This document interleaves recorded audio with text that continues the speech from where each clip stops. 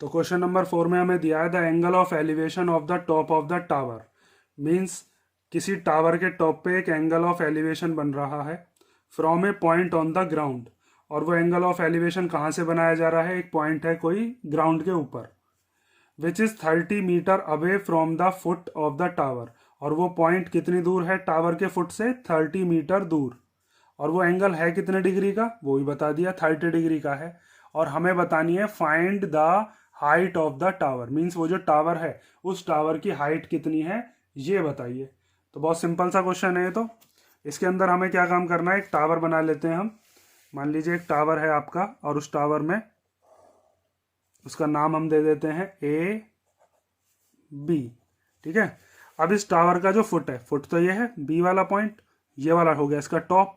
तो इस ये जो फुट है इस फुट से 30 मीटर दूर अवे एक पॉइंट है ग्राउंड के ऊपर, ये इसने बताया है, जो कि कितने डिग्री का एंगल बना रहा था? 30 डिग्री का। तो यहां से हमने एक पॉइंट मान लिया, ये वाला पॉइंट। ठीक है। ये पॉइंट इस फुट ऑफ द टावर से कितनी दूर है? 30 मीटर। तो यहां पर हम लिख देते हैं 30 मीटर दूर है ये पॉइंट, का नाम दे दिया सी। अब ये कह रहा था कि इस पॉइंट से टावर के टॉप पे, यहां पर क्या है ये तो हो गया टॉप ऑफ द टावर, ए वाला जो पॉइंट है। और बी वाला पॉइंट क्या हो गया? ये हो गया फुट ऑफ द टावर। ठीक है। तो यहां से इस पॉइंट से टावर के टॉप पे जो एंगल बन रहा था वो एंगल कितने का है? वो दे रखा है हमें 30 डिग्री का। ठीक है। और इसको हम क्या कहते हैं? इसको हम एंगल ऑफ एलिवेशन भी कहते हैं। देखो एंगल ऑफ एलिवेशन जब मैंने बताया था तो यहाँ पर ये जो हो जाएगा हमारा, ये हॉरिजॉन्टल लेवल हो जाएगा। और angle of elevation horizontal level से हमेशा कहाँ बनता है? ऊपर की तरफ।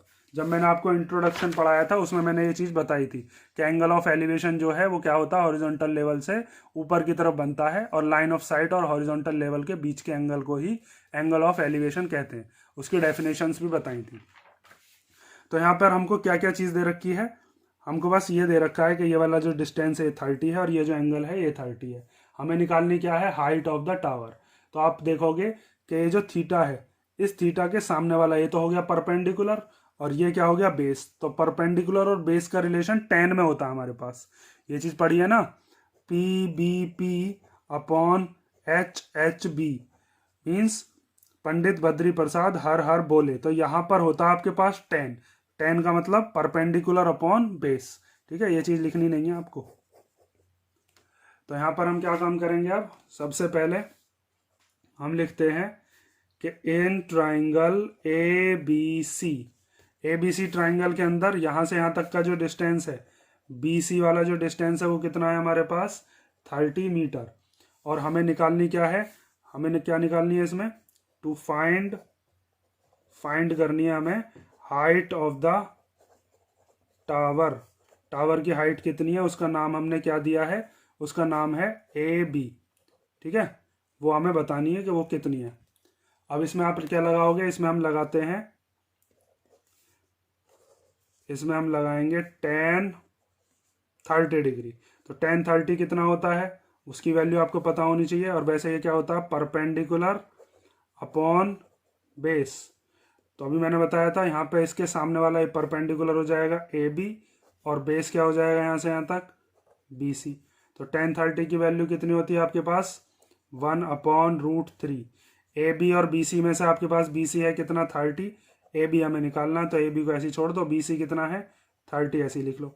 अब ये 30 डिवाइड का ये इधर चला जाएगा मल्टीप्लाई में। तो यहाँ पर हम लिख देंगे 30 वन जा कितने हो जाएंगे? 30/3 इक्वल टू ए बी। ठीक है। इस 30 की 1 में मल्टीप्लाई होकर 30 आ गया। अब यहाँ पर आपको दिख रहा होगा डिवाइड में फिर दोबारा रूट आ गया।